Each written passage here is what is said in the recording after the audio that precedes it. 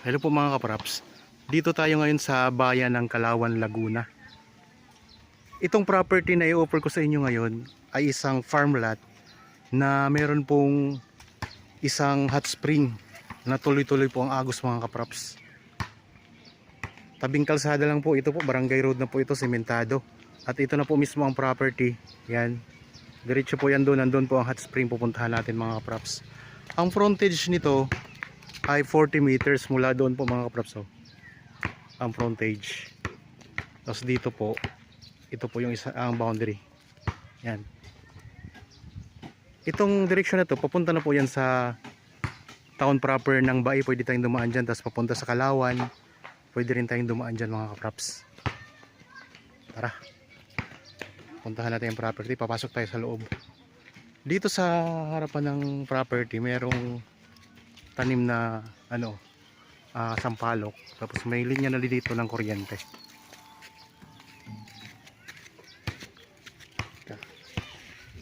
Tingnan nyo ang ano po mga kapraps, ang lupa ay may mga tanim na rin na Carabao grass. Tapos mayroon na ditong mga pailan-ilan ng mga bahayan. Dito sa area na to, maraming tanim na lansones. Patag na patag ang lupa. Tapos dyan mga kapraps, yung nakikita nyo, yan yung boundary ng property. Yung may mga saging na yan. Tapos kalsada din po yan. Kaya corner lot itong property. Ang buong sukat po nito ay 3,100 square meters. Ang 2,500 square meters ay titled. At ang 600 square meters mga kapraps ay tax deed ang dokumento. Yan ang mga lansones. Nasa description box ang detalye. Yung mga lansones po ang mga tanim dito. Meron ding mga asuha. Tapos tingnan pa natin, ating ikutin to. May sampalok tayo nakita kanina dun sa unahan eh. Ikot ko lang ang camera mga kapraps ha.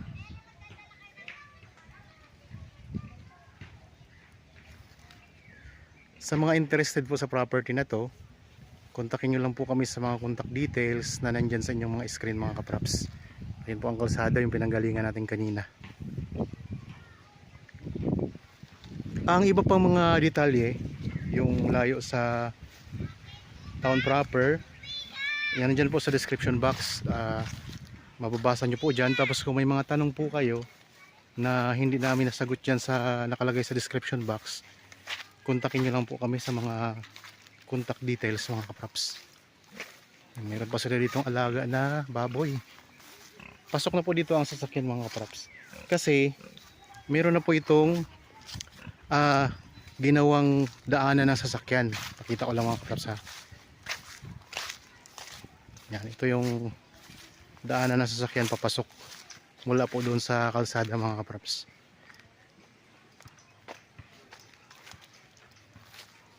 Yan. So yun lang pong kalsada. Tapos ito po ang dadaanan natin para maipasok yung sasakyan.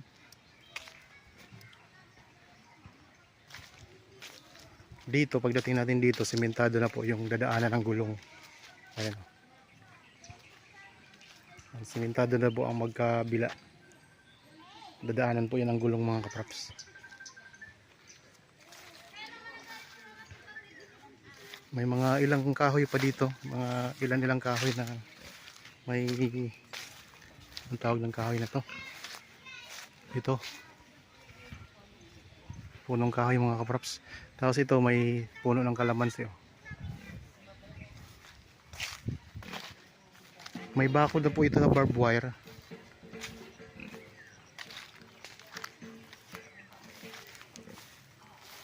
Tapos ito kasama po itong bahay.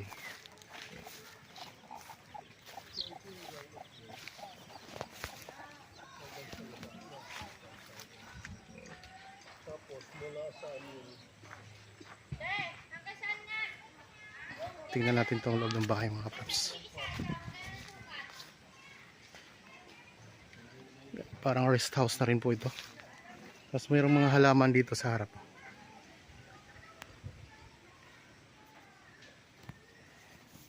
Yan, ito yung bahay dito sa loob ng property.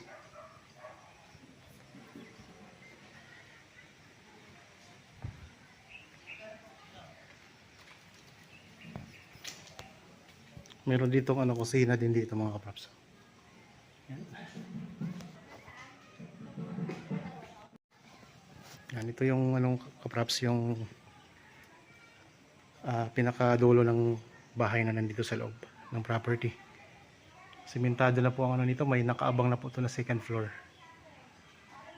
Tingnan natin ang mga kwarto ha. May dalawang kwarto kasi ito mga kapraps eh. Dito mayroon kayong space na pwedeng magdaos kayo dito mga party. Ayan, malawak po na space. Nasa harapan po ng bahay. Ayan, may lamesa pa kayo dito mga kapraps.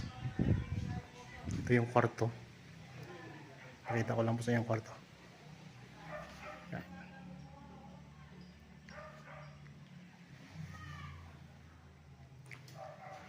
May generator pa. Tapos ito naman yung CR mga kapraps.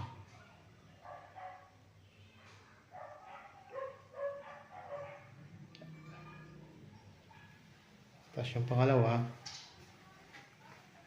ito yung pangalawang kwarto. Ito yung view natin dito pag nandito sa loob.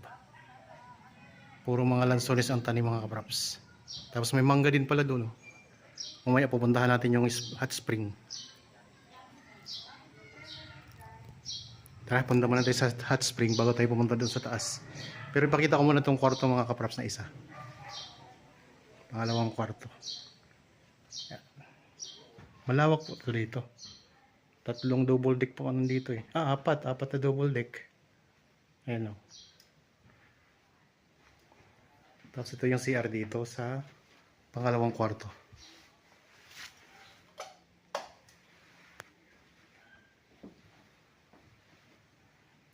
Meron na rin ano dito para sa aircon.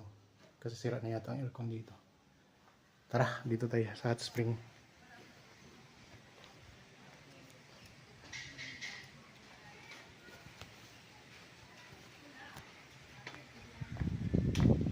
Yan, ano po, may bakod na po dito sa likod. Sa likurang bahagi, nasa gilid po. Sa gilid po may bakod na pupunta doon.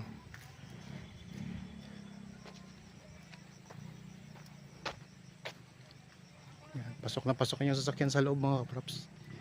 Yan ang puno ng mangga. Yan, meron kayo ditong ano, tambayan. Saan po yung hot spring? Tara, punta natin yung hot spring.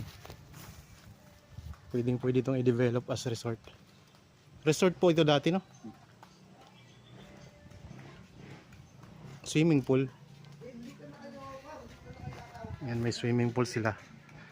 Mayroong swimming pool, pwede nyong ano na lang, i-renovate. Ayan, no? Para konti na lang ang gastusin natin.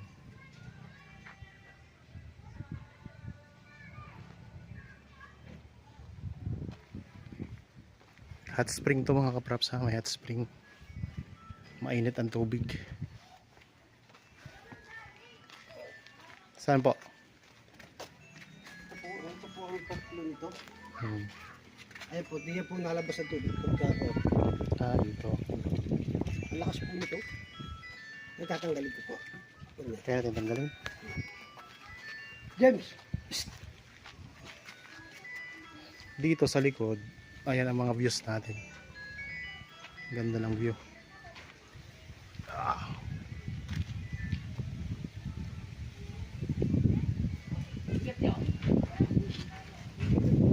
Ang view mga kapraps sa palibot ng property. Sa may likod na bahagi to.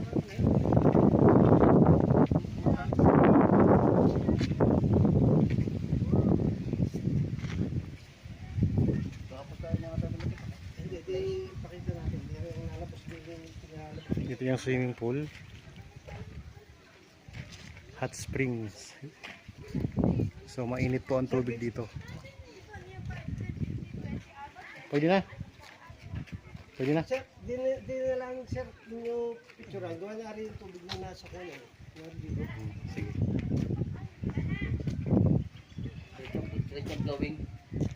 So dito po, ito po yung hot spring dito mga props. Itong may takip na to. Tapos nalabas siya dito. Dito po may ano, dito nalabas yung tubig. Ayan, may mga naglalaba. Ginagamit nila dito sa paglalaba yung tubig. Yan mula po yan sa hot spring mga kapraps. Yung tubig na yan. So, ang mga taga rito, dito sila kumukuha, panglaba. Ang dami din. Yun yung masabi. Kasama pa po pala ito. So, kasama pa po yan mga kapraps. Hanggang doon sa puno na yun.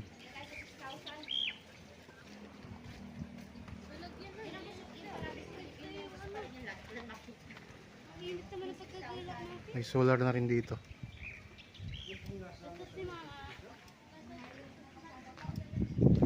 Yan, bakod. Ito yung boundary niya. Pag ano.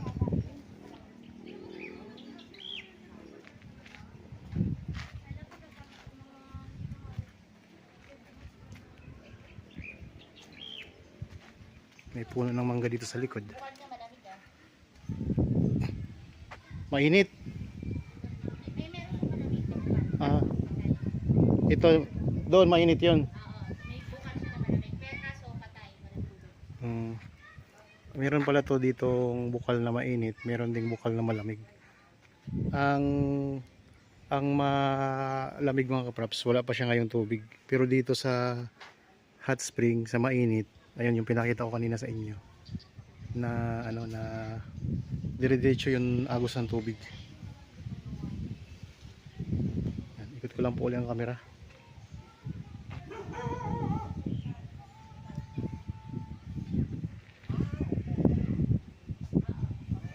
Mayroon ding puno ng guyabano pala dito.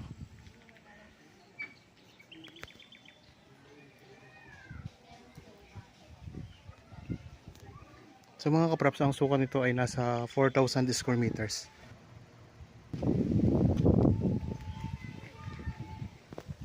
At may kasama na kayong bahay, yung pinakita ko kanina, may dalawang kwarto.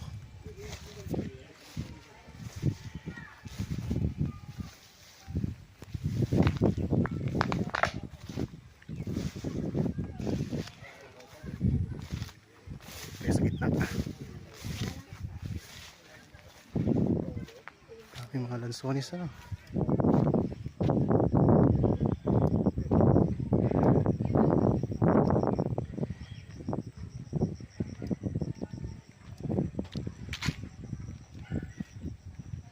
Mayroon pang taas yung bahay mga kapraps ha. Hindi na pa natin napuntahan. Yun.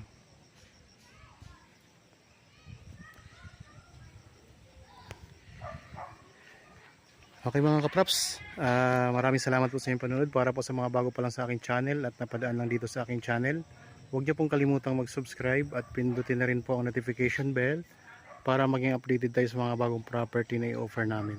Maraming salamat po, lagi tayong mag-iingat at God bless po sa ating lahat mga kapraps.